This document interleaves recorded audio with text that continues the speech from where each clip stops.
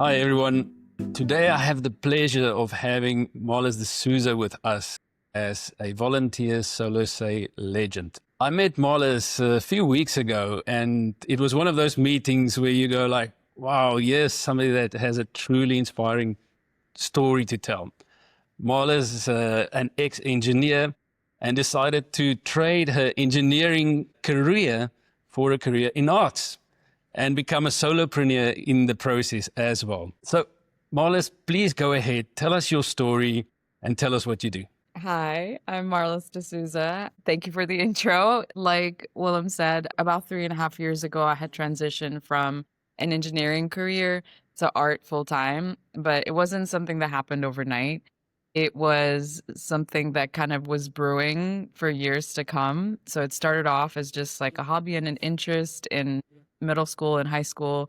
And then while I was going to school for aeronautics and then systems engineering, I was doing art on the side and it became a side hustle. And then eventually, once I had this really big life change where I decided that I wanted to pursue art full time, and here we are. And not only did you just decide to pursue art full time, you've turned it into a very thriving business beyond just art. So tell us a little bit more about the commercial scope of what you are doing. Yeah, so there's a lot of layers to that. And one of them, the main one would be that I create fine art paintings. And usually I create collections that are inspired by my journal and I ship my art worldwide. So it's really exciting that I get to even reach people all over the world with my art, with the physical pieces. In addition to that, I also host workshops and events so people can get to experience the art and make it in person as well. Recently, I've also created ways to make money online. So I've digitized some of my knowledge. I launched my first video course for beginners, alcohol ink on wood. What else? There's a lot of other ways. Recently I started a Substack where I share some of my writing. So I journal a lot and I've been journaling my experience throughout my career change and life and relationships and all of that fun stuff. And so I drop a journal page every week on my Substack. I'm going to be launching merch soon. So I'm really just kind of like dipping my toes into all the different ways that I can commercialize essentially or make a living out of something that I love doing and I love creating and sharing and expressing my journey and just connecting with people on more of an emotional level that's deeper than just the surface level. So yeah, it's a lot of ways. So if you are currently in a corporate job and you want some inspiration to actually make that move and follow your passion, then keep listening because I'm sure Marlis will inspire you. And if you are an artist who is struggling to really commercialize and really make it viable for yourself to do what you are passionate about, keep listening because Marlis is an ace at turning her passion and her talents into a truly commercially successful venture. All right, back to you, Marlis. Maybe start by sharing with us in this journey, transitioning from a career as an engineer to an artist, what has been the most tough or the toughest thing for you to overcome and how did you do it? I mean, the biggest thing was that transition and making that decision. That's been the biggest hurdle that I guess I had to overcome was betting on myself and taking that risk because it's scary. I was terrified. I'm not going to lie. And there were many times that I had that self-doubt creep in and sometimes it still does. And so it's just about constantly reminding myself of my why and why I chose to do this and yeah, that big decision that I was like, okay, I'm ready to go all in now. That was the biggest challenge and the biggest hurdle. And then ever since then, it's just about maybe sometimes just getting out of my own way and like not fearing the outcome of something or like fearing failure, but trying new things. So yeah, there's a lot of challenges and things that I have overcome, but then I'm still overcoming as well at the moment. And so far, what do you think was your biggest triumph and how did you get there? There's a few. There's a few. I think one of them would be being able to ship my art worldwide. And, now that I'm based in Dubai, before I was in Florida, but now that I'm based in Dubai and when I do launch collections, people can collect my physical art in their homes in countries that I haven't even been to and places and cities I haven't even been to, I think that's a huge accomplishment, which partly was also I had to overcome some level of fear to even get there. Because it's scary to send off a one-of-one piece of art out into the world. And that's another huge risk that I had to overcome. So I think that's been one of my biggest triumphs. And the second one I would say would be kind of identifying my new superpower through the process.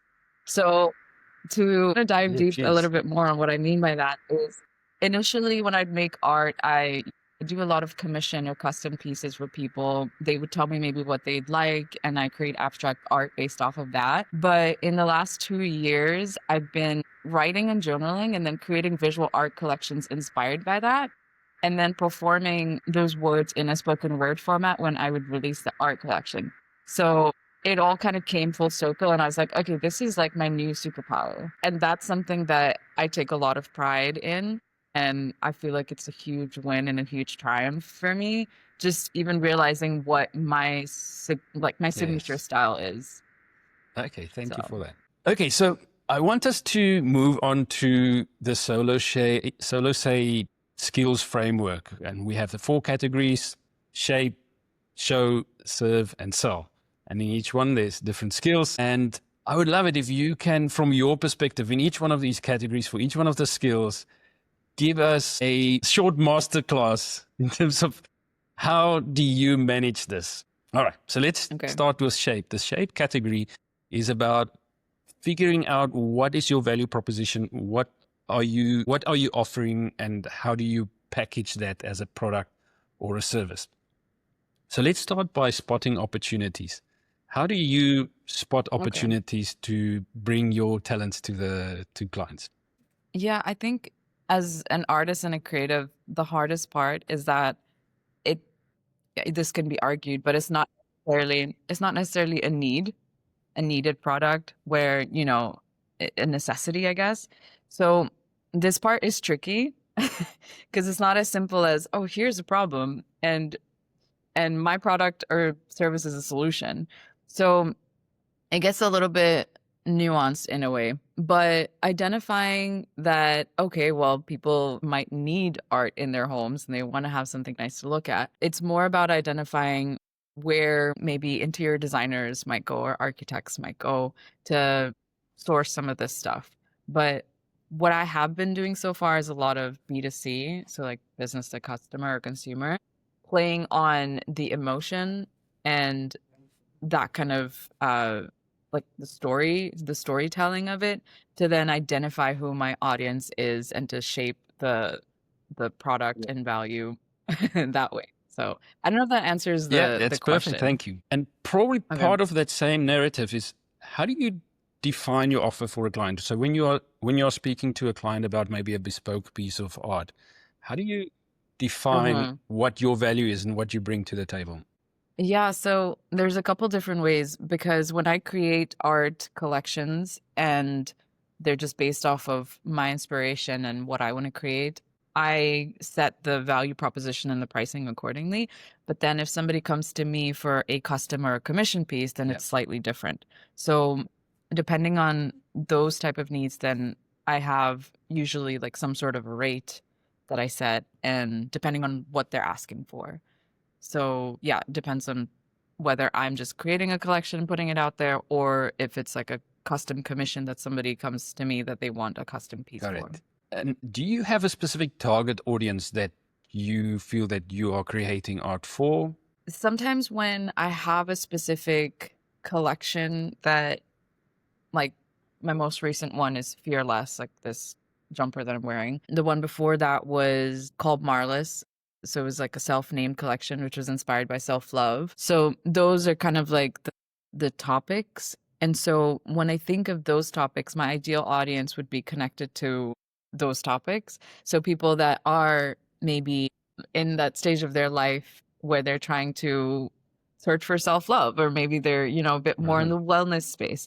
The Fearless collection connects with most people, I think, and all people. But speaking to the person maybe that is experiencing fear and self-doubt and is trying to push past it. So it's so much more on an emotional level and a deeper level. So it's really hard for me to just identify a specific audience in a way, but it's people that would want to connect with these life experience things and the human experience. So So what yeah. I am hearing, and help me if I'm not on the right path, is that to some extent you do create art from a certain piece of empathy, that there are others out there that Yeah. maybe dealing with the same stuff that you've been dealing with, self-doubt, fear and everything. And when you create art, that you create that product or an offering in business language with that target audience subconsciously in mind. I think in the deepest subconscious, yes. But usually when I'm creating it in the moment, it's to capture maybe my experience and how I want to express that. And then in the hopes that that story Yeah. connects with people in the same way that maybe I went through it in a way. So yeah, it's a lot more complex than a regular Yes. business like value proposition, which is why I think it's a lot harder to sell.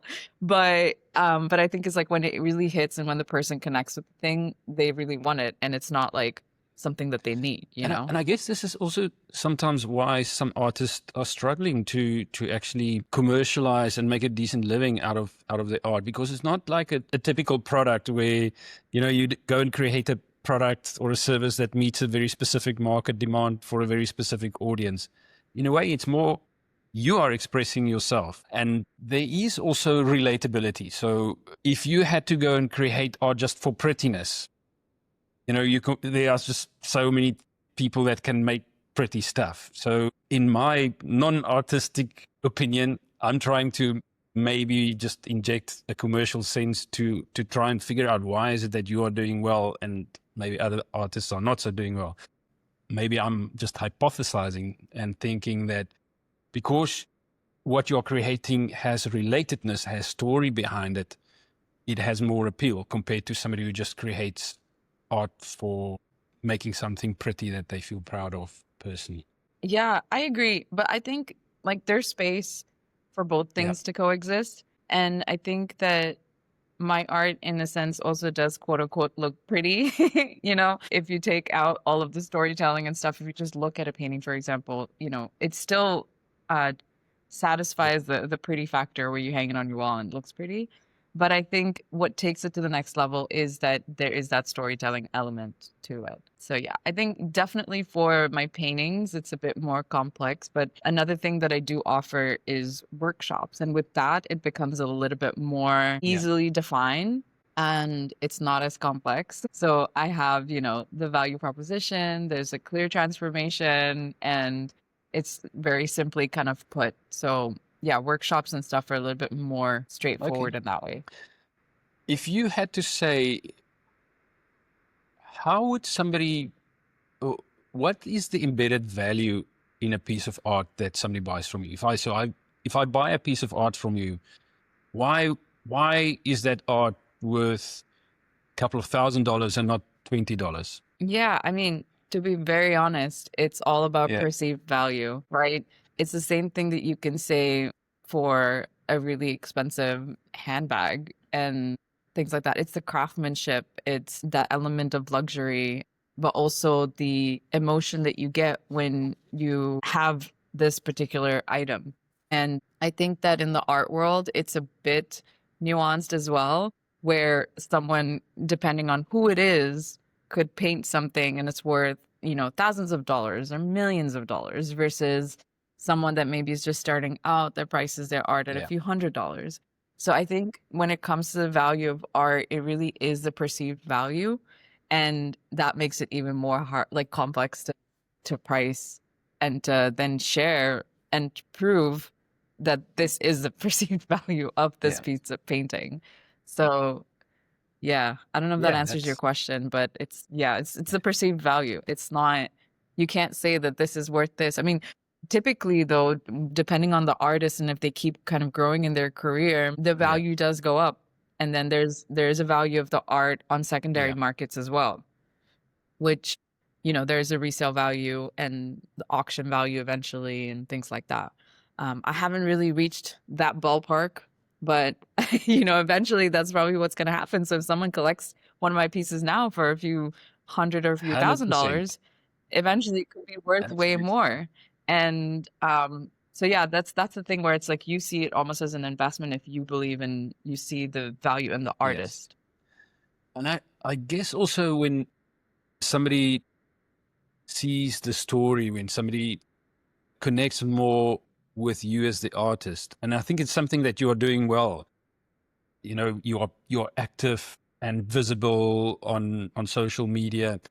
And I think that builds value as well, because it basically says to somebody who invests in your art that I'm not just investing in somebody who, you know, or a piece of art that was created somewhere. I'm investing in somebody that I can see this person is dedicated to their craft and they're improving, Yep. and embedded in this is the assumption that, wow, this artist is going places and my investment in the Marlis Dsouza piece will grow. So you're building that value in how you present yourself as an artist at a personal level as well. I agree. That's super important. Especially as like an independent artist, I think it's even more important because I'm not represented by a gallery in the traditional sense when, you know, that is the traditional way that most fine artists, visual artists would quote unquote make it in a career. They'd get the stamp of approval from a gallery and they're doing all the marketing and the selling essentially. But because I'm an independent artist, I have to do all of that and create that know, like, and trust factor. And I think the way that I do that is through showing up online, building, you know, authenticity, and where people can then trust me and then buy from Yes. me. Yeah. I mean, it's the perfect segue actually into the next category shows. And the first skill on the show is about kind of building your presence and building your profile. Share with us, how do you go about building your profile and your unique style and your unique brand as Marlis as an artist? Yeah, I think this is the section that I probably have the most to speak about because as a visual artist, I have to show my work in order for it to sell. And this is something that I think initially I had to get out of my own way of thinking like the work is really good and it'll sell itself. There is no such thing. And or that if you post one picture or what, you know, you show your painting once, it's good enough, it should sell. That's not the case, sadly. So yeah, the element of really showing the work is probably something that I spend my most time on. And it's something that has the biggest return on investment is showing my work, marketing, talking about the art, sharing the process and the behind the scenes, also sharing things like about my life and like how I run the business and things that are outside of maybe just the painting.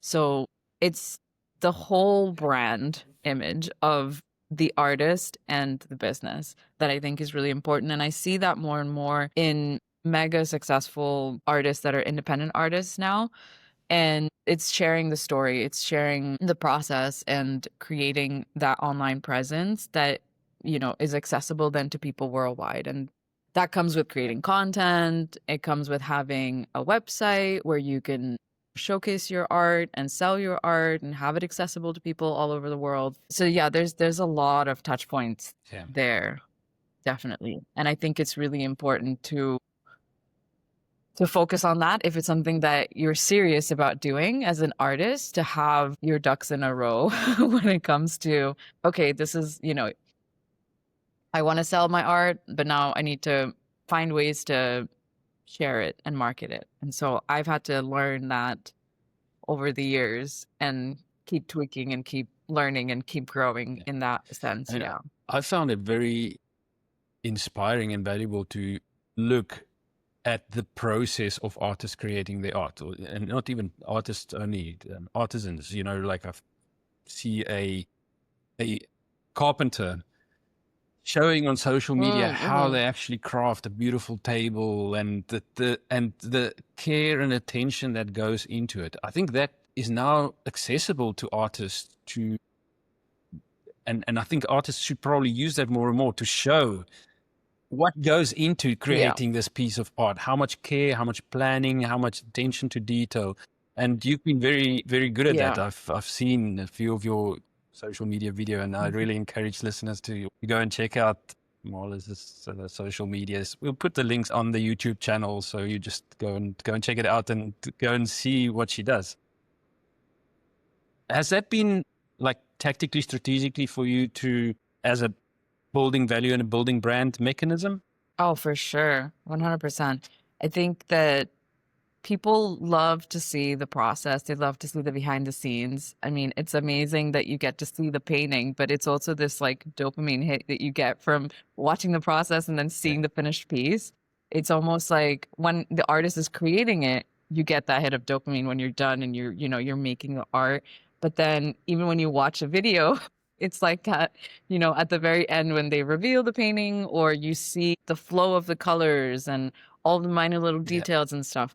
It's exciting and it's interesting, and that's definitely helped my brand. And also people then see that and they can also then know the value of the painting because then they also see the process as well. So it's a bit like you're conveying and you're communicating the value in a different way without saying, well, this is how much all my supplies cost and here are how many hours I spent, which again, you can also share those details as well. But then when you see the process in the video form, you can see what's going on and what it took to make something.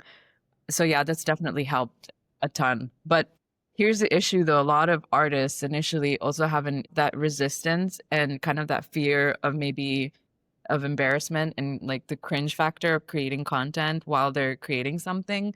And it was something I also had to overcome initially, of finding ways to incorporate the filming into my practice, because that was also a hard thing because I was like, okay, I need to share this.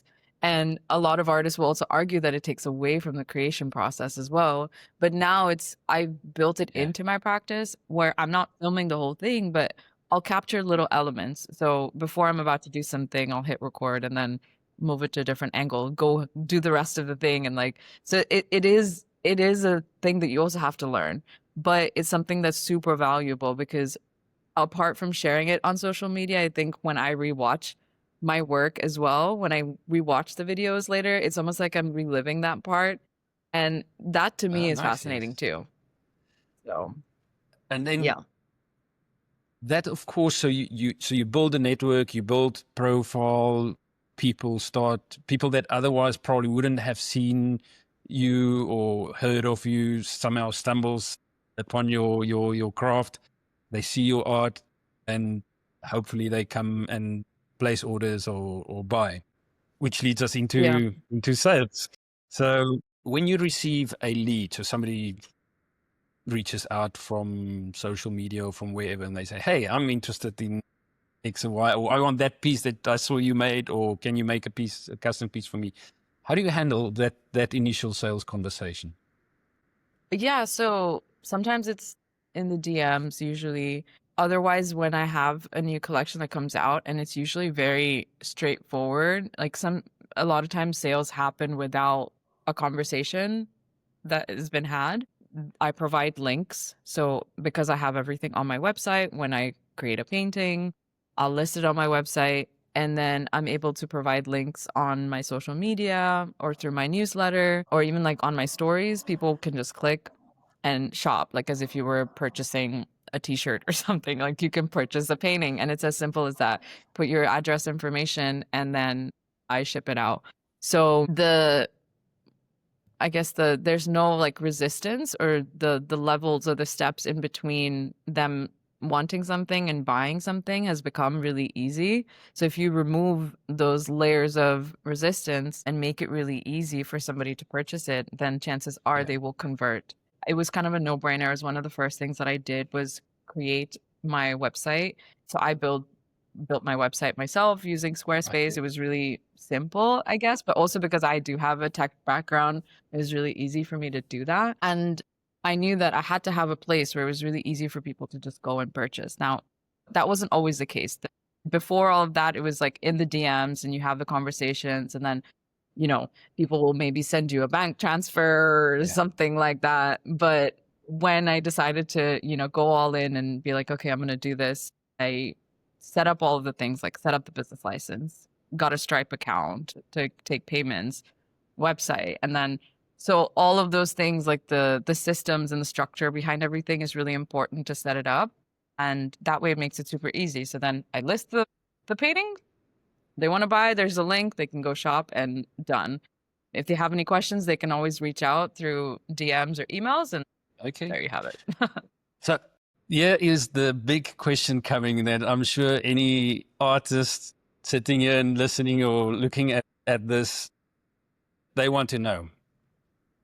How do you establish your price? How do you determine how much you can ask for your piece of art? And how do you negotiate that with a client or position that with a client? And by the way, Arlo wanted to come and say hi. Oh my gosh. Hello. Yeah, that's a great question, because I think, like we talked about earlier, with art, it's all about perceived value. And it's also a very personal thing, because you are essentially selling yourself when you make art. And in my case, because I'm selling my story and it's like vulnerable elements of who I am, it makes it a bit difficult. But initially, what I started out doing was some market research. I think it's always really good to start there and see what other artists in similar style of art are selling their paintings for, depending on maybe where they also are in their career. So it's kind of like a good benchmark idea. Some people will use like time and maybe the materials, the cost of materials and the overhead, and try to like come up with the rate accordingly to those things to make sure they cover those costs, and then pay themselves per hour.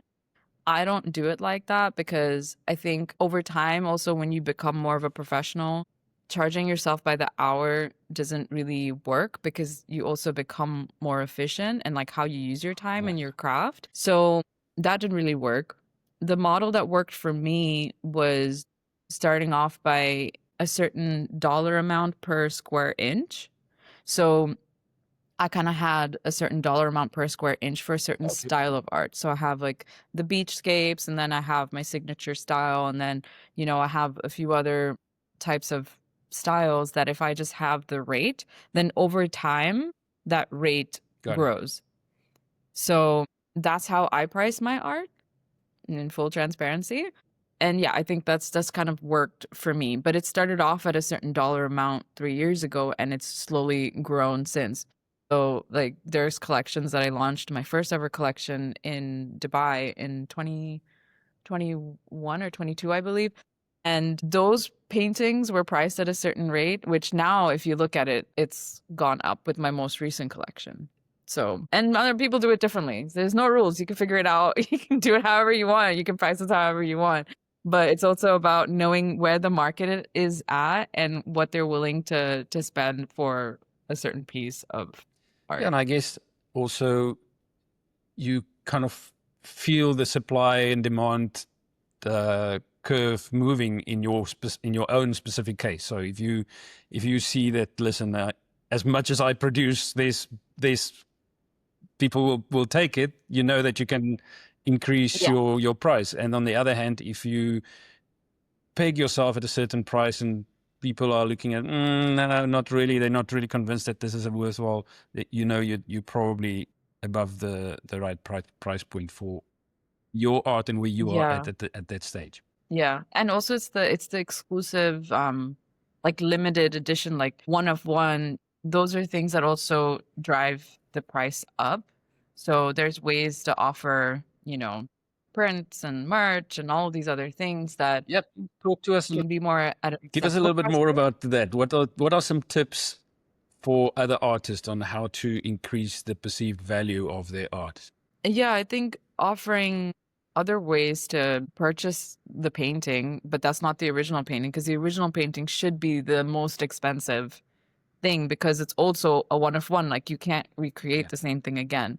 So it's something that I'm starting to explore a little bit more, because I felt like it can take a bit longer to sell expensive fine art. So I'm starting to print options to sell prints of my paintings, to sell like merch, like, you know, t-shirts and stuff and tote bags and hats and something that makes the art look really good, or even phone cases. There's so many different ways that you can repurpose one painting and sell it in different ways. So yeah, those are definitely things that you can explore. I have an interesting question for you, which I'm actually not sure how this would work in the world of an artist, but in kind of traditional sales of a product, there's like the whole art of closing a deal. What is the equivalent in your world? Do you actually have to kind of, employ specific tactics and skill to close a deal, or is it just a question of somebody says, I like that piece, give it to me? A lot of times it comes down to price. And I'll have people in my DMs ask for the price of something or a painting, and they're like, I really like this painting. And then I'll send them the price. And then they'll be like, got any discounts? And I'm like, okay. So there's a little bit of the finesse of closing the deal when it comes to selling expensive paintings. So I do offer payment plans now. And that's something that I feel like a lot of artists, like independent artists, are starting to employ more, because it helps the regular person still collect a piece of art, but at least the price is broken down into a few payments. So there's that element of the sales where it's like, okay, well, the price is a bit too high, where it's like, okay, well, the solution is a payment plan. And I've had sales done that way as well. So it worked out for the both of us, where, I was still getting paid a certain amount every month for like 2 months or 3 months, depending on how we broke it down. But then it's not as jarring of the sticker price where it's like a big amount, and then I'm still able to make the sale. It just made me think about the world of NFTs. Is this still trending? Are artists still moving on to digitizing their product? And there's definitely a lot of digitizing for sure. I'm not really big in the NFT space, to be quite honest with you. I still get a lot of like NFT DM scams as an artist, and someone's like, oh, I want to collect your art, and they're like, I want to purchase it as an NFT, and I was like, great. But there's still so many scams of that going on, so I have no idea. Have I considered inserting myself in the NFT space? Yes, but more so depending on like what my value of said NFT would be. And I think for me, that would be more in the events kind of space. So just to kind of give a little story on this, I had a couple open studios that I hosted last year.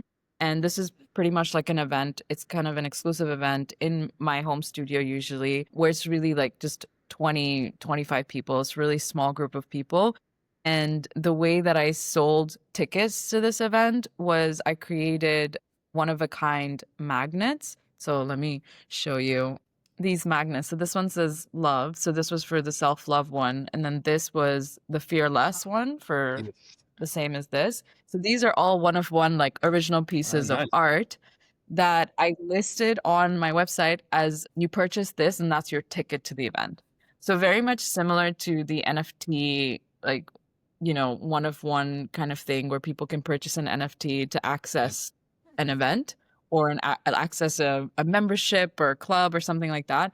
I think I would probably explore that route with NFTs, but other than that, I'm not really sold.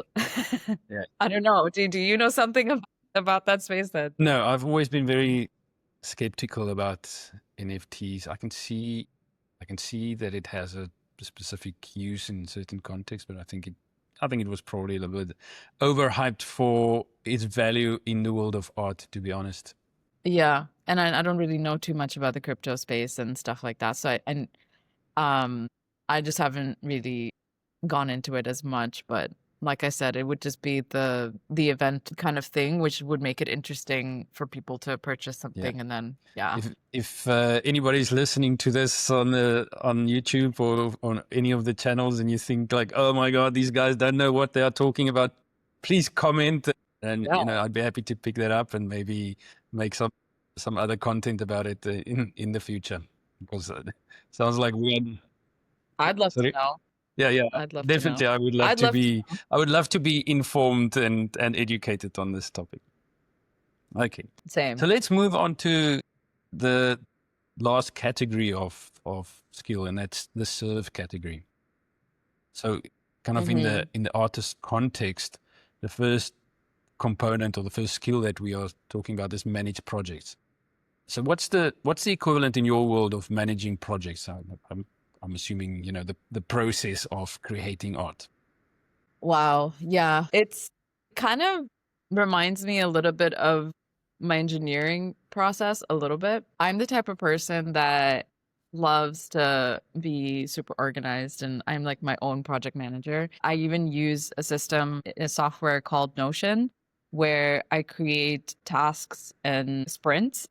Oh, So wow. this is something that's familiar for an engineer. And it's something that I used when I was an engineer. We had sprints and, you know, different projects and stuff. So I create that for myself in my business, and I run like weekly sprints and have tasks that get dropped into there.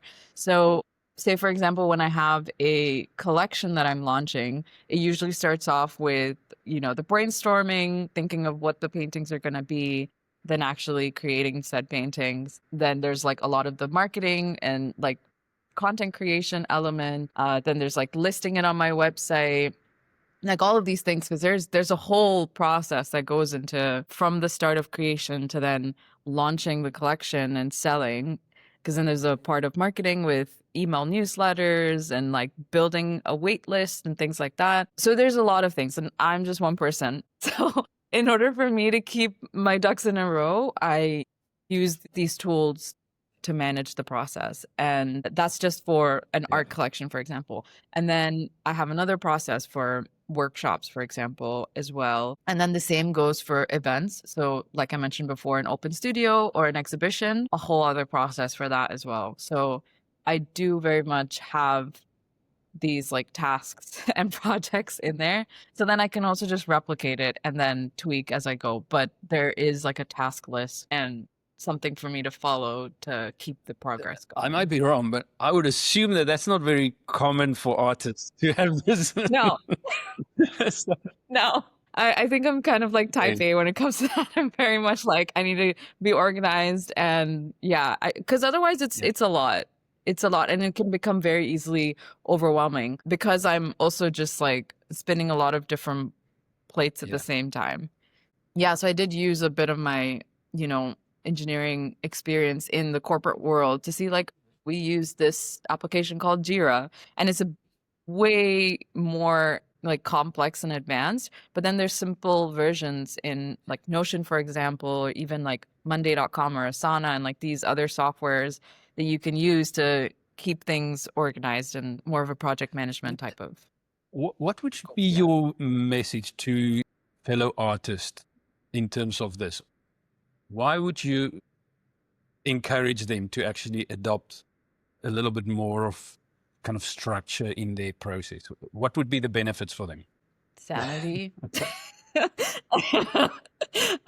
Just having a clear path of, you know, identifying what the goals are, and then you see Yeah. the progress, right? So if you didn't have that, then you're just going off, you know, just flying off the seat of your pants kind of situation. And that can lead to chaos, and it can also lead to just like no structure. And yeah, it just makes things a little bit more organized. I like things to be a little bit organized.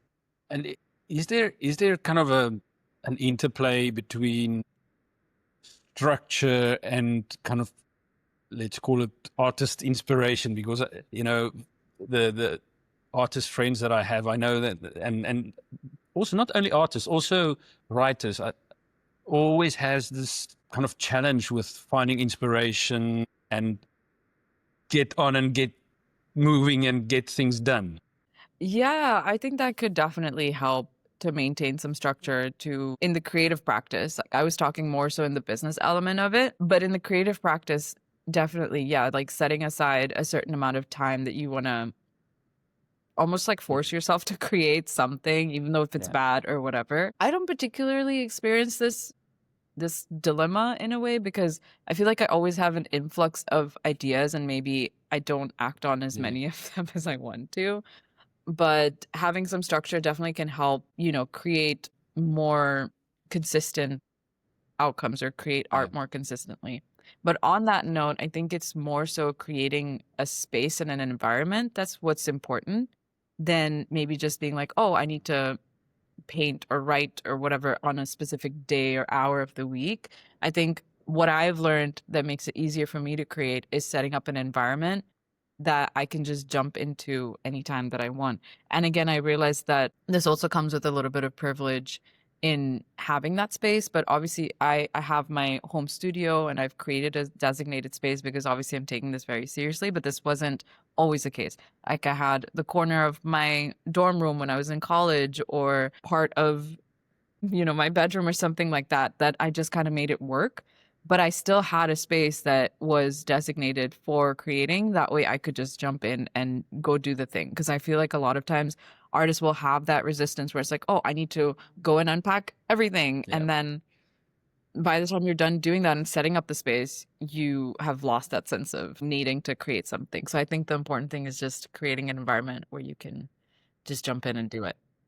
I want to cover a little bit on quality management, which is maybe also, again, a topic that's not a typical phrase in the world of artists, but you being an engineer, how do you apply quality management principles in your process and in your product? Yeah, I mean, I definitely think it does apply because at the end of the day, there's some level of finishing that I want my specific paintings and products to have.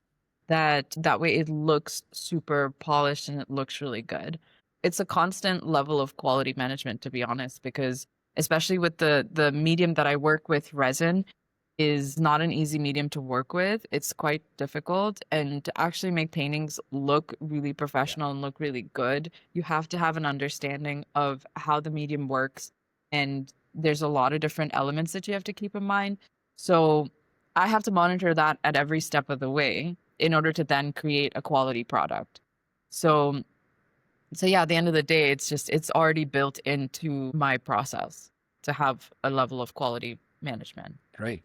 Mhm. Okay, so that kind of wraps up the overall skills and so on. Do you have maybe a funny or relatable story or anecdote from your journey so far that people will enjoy?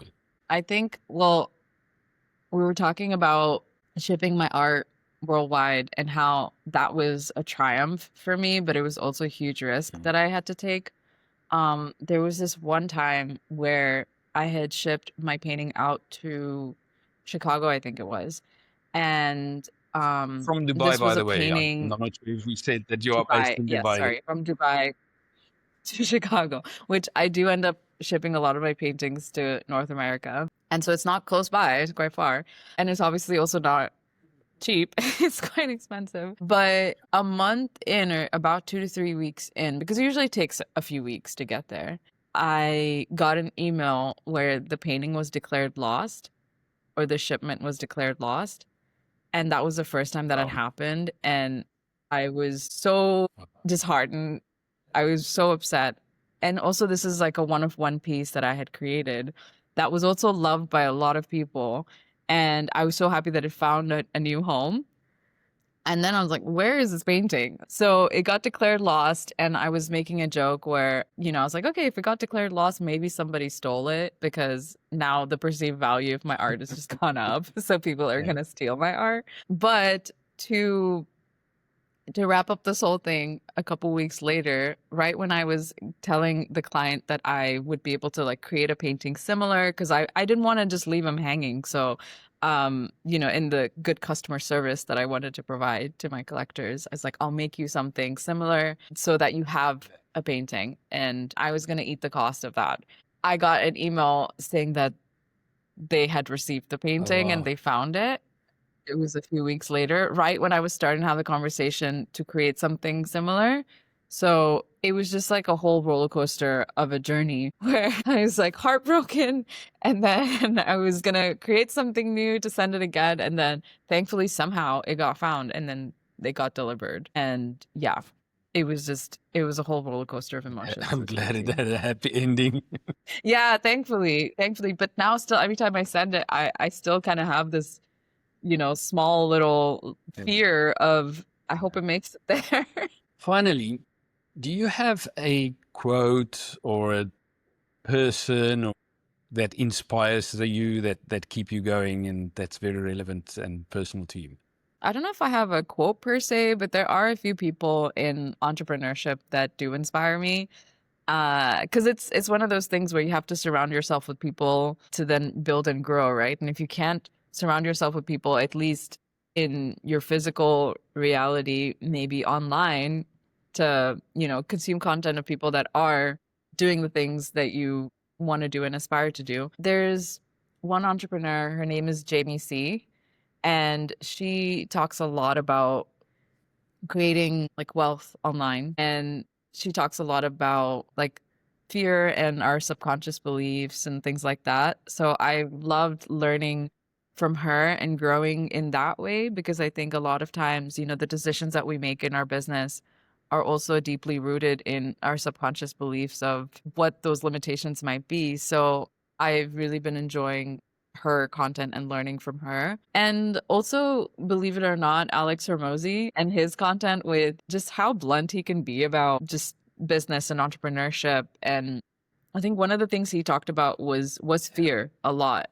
And that's the main thing that holds entrepreneurs back from even, taking the risk. But it's the more risk you take, then the more you learn from your failures. But then your failures are just data and you just keep going. So if you're not afraid to fail or embarrass yourself, then you could potentially have a successful business. So yeah, those are some things, but not exactly quotes. Fantastic. But, yeah. So finally, from my side, Marlis, thank you so much. This has been a truly inspiring interview. I learned a lot, and I'm sure this will also be very valuable to so many people in the soloSei community. Thank you for your giveaway. Thank you for volunteering to be a soloSei legend. I'm happy. It's my pleasure. Thank you so much. I'd say thank you and bye-bye too.